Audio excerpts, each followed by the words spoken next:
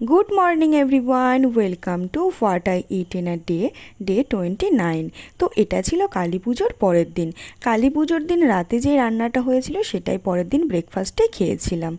আর আমাদের কালী পুজো যেহেতু ফ্রাইডেতে পড়েছিল আর তার পরের দিন ছিল স্যাটারডে, তো আমাদের ভেজ, তাই মা সব রান্না সেভাবেই করেছিল যাতে স্যাটারডে আমরা সেটা খেতে পারি।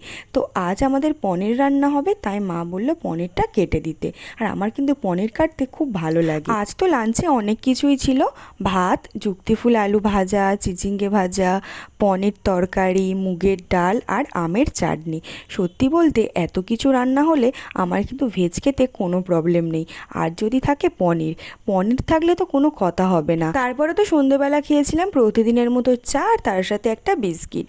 আর ডিনারে খেয়েছিলাম ঘুগনি মুড়ি আর ঝুরি ভাজা।